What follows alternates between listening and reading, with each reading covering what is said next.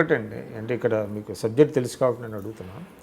అంటే because of WTO ఆంక్షల వల్ల ఈరోజు ఇక్కడ అగ్రికల్చర్ ప్రైసెస్ని పెంచకుండా, అంటే రెమ్యూనరేటివ్ ప్రైసెస్ ఇవ్వకుండా ఇంపోర్ట్ చేసుకోవటం అనే దాని మీద ఎక్కువ ఎన్డీఏ గవర్నమెంట్ దృష్టి పెట్టింది అనేది చాలా స్పష్టంగా తేలుతుంది, కాదంటారా?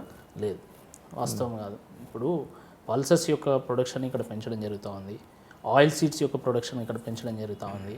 డెఫినెట్గా అవసరం ఉన్నప్పుడు కొంత ఇంపోర్ట్ చేసుకుంటారు, ఏ దేశమైనా కూడా ఇంపోర్ట్ అవుట్ సోర్సింగ్ ఎక్కువ ఇస్తున్నారు కదా, అంటే మొజాంబిక్ లాంటి కంట్రీస్కి వీటిలన్నింటికి అవుట్ సోర్సింగ్ చేస్తున్నారా లేదా? ఇప్పుడు అంటే ప్రభుత్వం ఏంటంటే ఇక్కడ నీడ్స్ని ఎట్ ద సేమ్ టైం ప్రైస్ని దీన్ని బ్యాలెన్స్ చేయాల్సి ఉంటుంది. అప్పుడు కందిపప్పు విపరీతమైనటువంటి రేటు పెరుగుతున్నప్పుడు అప్పుడు ఈ ఆఫ్రికన్ కంట్రీస్ నుంచి వెళ్ళి ఇంపోర్ట్ చేసుకునేటువంటి ఒక ప్రయత్నం ప్రభుత్వం చేసింది. But at the same time దేశీయంగా ఇక్కడ పప్పు దినుసుల యొక్క ఉత్పత్తి పెంచే విధంగా కూడా ప్రభుత్వం ప్రయత్నం చేస్తూ ఉంది.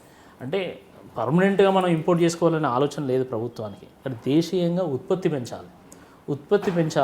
But at the same time price కూడా అండర్ కంట్రోల్లో ఉండాలనే ఒక ఆలోచనతో ఇంపోర్ట్ చేసుకుంది. బట్ మీరు ఇక్కడ చూస్తే ఈరోజు ఎలక్ట్రానిక్ ఐటమ్స్ యొక్క ఇంపోర్ట్స్ తగ్గుతున్నాయి మన దేశంలో. అంటే మేజర్ మనకి ఇంపోర్ట్ చేసుకునేది ఏంటి, ఒకటి ఆయిల్, గ్యాస్, తర్వాత ఎలక్ట్రానిక్ ఐటమ్స్. ఇవే మెయిన్. అగ్రికల్చర్ ప్రొడక్ట్స్ అనేది చాలా తక్కువ. ఈ ఇంపోర్ట్స్ని తగ్గించే విధంగా ప్రభుత్వం ప్రయత్నం చేస్తూ ఉంది. ఇక్కడ సోలార్ను విపరీతంగా ప్రోత్సహిస్తూ ఉంది. 100 gigawatt power solar power production చేయాలనే ఒక ఆలోచనతో సోలార్ని ప్రభుత్వం ఎంకరేజ్ చేస్తూ ఉంది. కేవలం తెలంగాణలో 3000 మెగావాట్ల సోలార్ పవర్ ప్రొడక్షన్ జరుగుతుంది ఈరోజు మోడీ గారు ప్రభుత్వం వచ్చిన తర్వాత. దాని తర్వాత ఈరోజు 102 మొబైల్ కంపెనీస్ ఇక్కడ ప్రొడక్షన్ చేస్తున్నాయి ఈరోజు. అది మేక్ ఇన్ ఇండియాలో భాగంగా.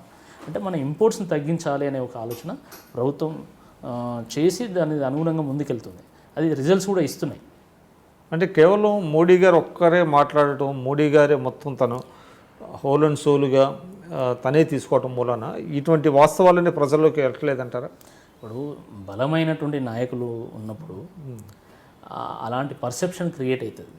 గతంలో ఇందిరాగాంధీ గారు ఉన్నప్పుడు కూడా అదే పర్సెప్షన్ ఉండే, ఇప్పుడు మోడీ గారు కూడా పనిచేస్తున్నప్పుడు అదే పర్సెప్షన్ ప్రజల్లో ఉంది.